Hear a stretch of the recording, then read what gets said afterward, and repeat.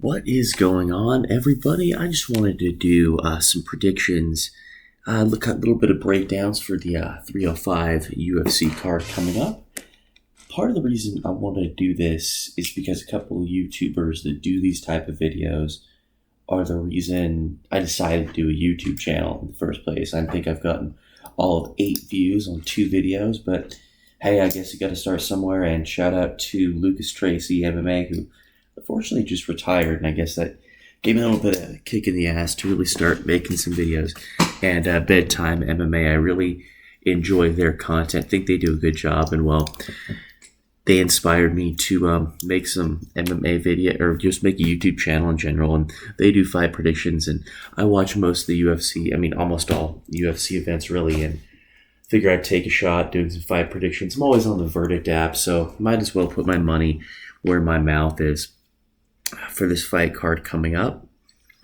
Now, I'm not going to go too deep into detail on the prelims.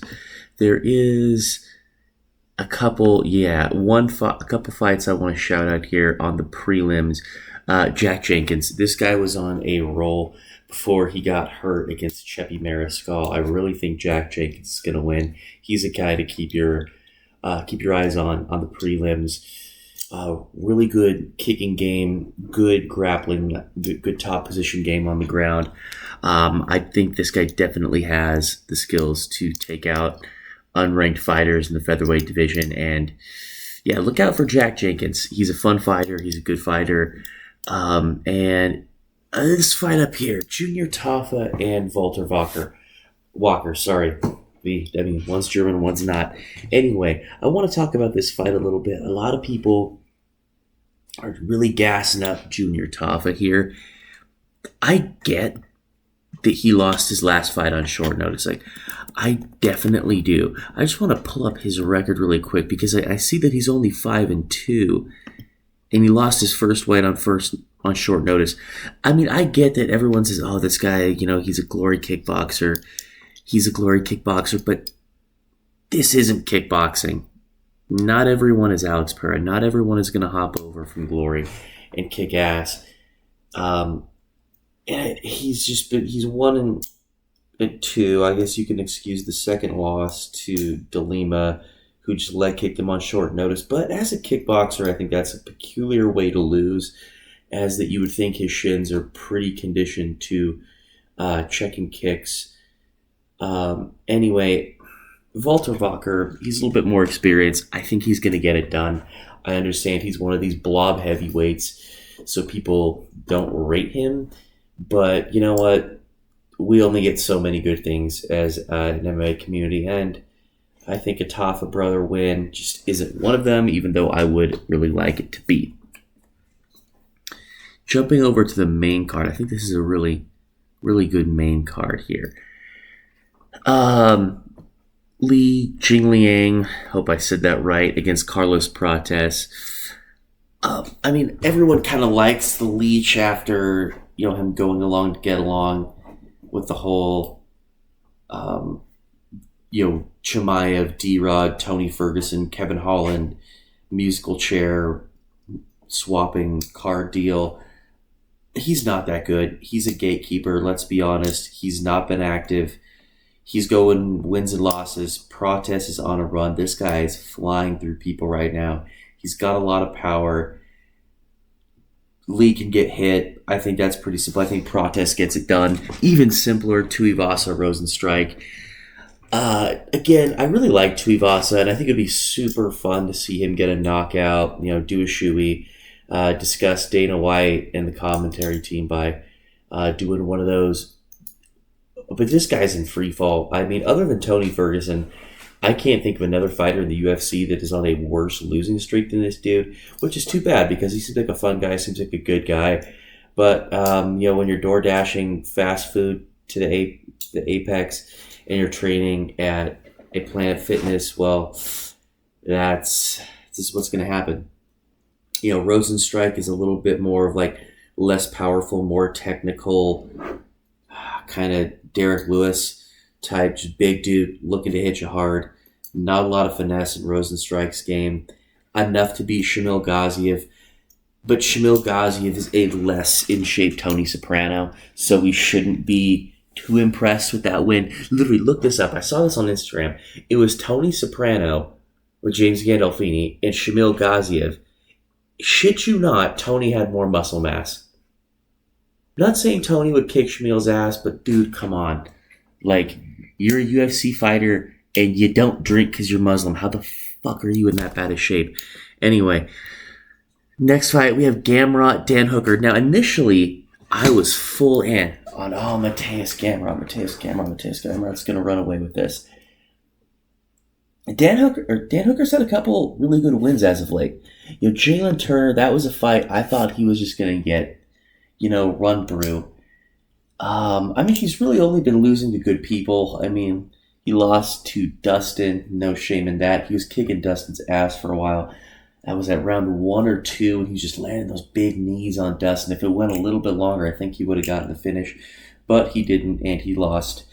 Lost to Michael Chandler, and that was violent. That's probably his worst loss, considering Chandler's, I think, 2-5 in the UFC. He's beaten Tony and Dan and lost to everybody else. And then he beats Haqparast, decent win there. Loses to Islam. No shame in that. Everyone loses to Islam.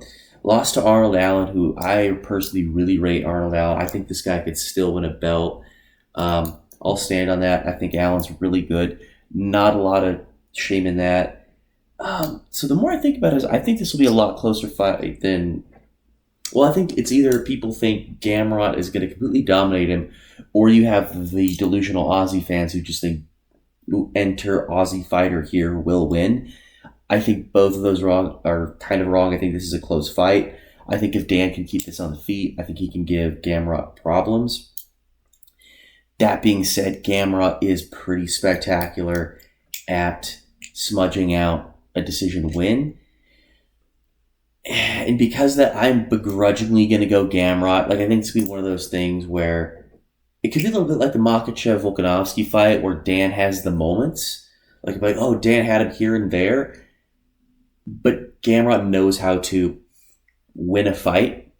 And because I think he knows how to win a fight, I just think he's going to get it done. That sounds some pretty horrible logic, but that's kind of where I'm at with this card. I think it's going to be super close. I think it's a good shot Dan catches him, but you know what? Got to pick somebody. Got to pick Gamrot. And then for the co-main, another really close fight here, Kai Kara-France and Steve Erceg. I think Kai Kara-France is really good, but so is Steve Erceg, and I think Steve Erceg is going to win, and I'm going to tell you why. I think on the feet, this is close, and if anything, Kai may have a slight edge here, but it's not to the point where Erceg has to be like, oh shit, I need to get this to the ground. No, Erceg could definitely hang with him on the feet. He might not be better, but I don't think he's not nearly as clear on the feet as Erceg is clear of him on the ground. I think Steve Erceg is going to win because he has more paths to victory. It is conceivable he outstrikes Kai Kara-France. It is very likely he out-wrestles Kai Kara-France. Because of that, I think he's going to get this done. He just has more paths. Like I said, he has more ways to win this fight. And I really think that is, when I'm thinking through how does somebody win a fight, if you only have one way to win, that makes me pretty nervous. I think he isn't the most powerful guy either. I think he knocked out Cody Garbrandt, but let me look at that really quick. I don't want to be, giving you some wrong vibes, but I'm not scripting this out. I want to give you some my true feelings here. Let me take a look at Kai Kara-France here. Okay, so the last person he finished was Cody Garbrandt. I like Cody, but let's be honest, a stiff gust of wind can put him out. So it's not like Erceg has too much to worry about on the feet here. And Kai is on a 2-fight skid. So that is definitely something to be considered. Well, Erceg, yeah, sure, he lost his last fight, but that was for the belt against Pantoja, and a lot of people would say he won that fight. I go back and forth. I can't really say one way or another who I thought won, but you could make the argument that Steve could win. And so, yeah, Steve Erceg. Now to the fun one. Dricus versus Izzy. Yeah, we got the Black Panther and then the not so Black Panther in the main event here. Man, this is a hard one, and I think a lot of this comes down to how Izzy goes about this fight. Because I think if we get prime Izzy who shows up, I like the prime Izzy. And this is going to sound, prime Izzy, like the guy who fought Vittori, the guy who fought Cannonier, the guy who stood out there, he did enough damage to win rounds and was never in trouble. Granted, that's not the most fun way to watch a fight, let alone a title fight that's headlining a main event that should be a bit of a grudge match. But when Izzy was locked into that style in middleweight, the dude was unbeatable, except Alex. But I mean, Alex is just kind of his problem. But anyway, when Izzy was locked into that style, unbeatable. Whatever was happening in the Strickland fight, he got beat at his own game. But I still think Izzy on his day, I mean, I like Sean, don't get me wrong. I like Sean, and I do hope he gets the next title fight. And I think it would be entertaining for him to get the belt back just for more chaos in the division. But I do think Izzy on his day is better than Sean on his day. And Dricus debatably lost to Sean at Sean's best. So if Izzy's best shows up, Izzy is going to win. If Izzy fights smart, if he uses his speed and his accuracy, Dricus is in trouble. However, if he fights with his ego, if he fights with his heart, if he wants to come out there with the idea of, you know what, I'm not going to play it safe, I'm not going to be smart, I'm just going to go in there, I don't want to knock, Dricus' head back to Belgium, it's going to go bad. It's going to go really bad because I understand Izzy looks big. He looks strong. He looks really strong. He looks like he's in some serious shape. Not that he ever looked like he's in bad shape. But Dricus is he's that meaty dude, man. He's going to grab you. He's going to make you feel his weight and his strength. And it's going to wear on you. And if Izzy gets sucked into a dirty fight, an ego fight, Dricus will win this fight. And I think a lot of this comes down to, like I said, Izzy's persona. I heard a couple people, bedtime, I'll shout him out again. It's like, Izzy's going to squash the beef before the fight and we're going to get a board press conference. If that were to happen, Izzy wins because he's just going to look to win the fight. Like, hell with the personal shit, I'm going to win a fight, right? If he doesn't, he's like, I saw him talking, I've never wanted to beat a man so bad or maybe even kill him. I can't remember what exactly he said, but that was the general gist of it. If he goes into the cage with that attitude, Dricus is going to beat him. Dricus, he's going to want to get too close. He's going to walk into something goofy or he's going to walk into a takedown and you're going to have a yoked white boy on top. You're going to have to deal with it. Freaking middleweight Brock Lesnar here. And then Izzy's in a world of hurt. Izzy's really good at not getting taken down, but in terms of doing something when he's down there, yeah, he's not the best at it. I mean, Alex took him down. I mean, Blachowicz pinned him down, but Jan's a lot bigger guy, so I can't really begrudge him too much for that. That being said, got to make a pick here. I guess to be a real fence sitter, I'll say if Izzy shows up at his best, he will win. But I think he's going to really come out and try and kick Dricus' ass, really try and hurt him, not so much win the fight. And I think if it's a crazy fight, it's a firefight, Dricus is going to win. And I really think, I've always kind of liked Dricus. I always thought he had some potential, but ever since he got his nose fixed, this has been a new guy. I don't think it's going to be one of those, if Dricus doesn't get him out of there early, Izzy's going to settle in. No. I mean, Dricus, he might not have looked great doing it, but he was out there and he was giving Strickland a great fight in the late rounds. And Strickland he would have been perfect in the old days of the UFC or not even the UFC of like the Gracie fighting when just if you fought until somebody quit. Sean would be perfect for that. Dricus was fine with that dude in the late rounds. He's going to be fine with anybody in the late rounds. I don't think we need to worry about his gas tank. I'm going to go Dricus. I think maybe round 4 knockout. I could either see him catching Izzy with something. Maybe Izzy is in a groove, feels a little too comfortable, and Dricus catches him.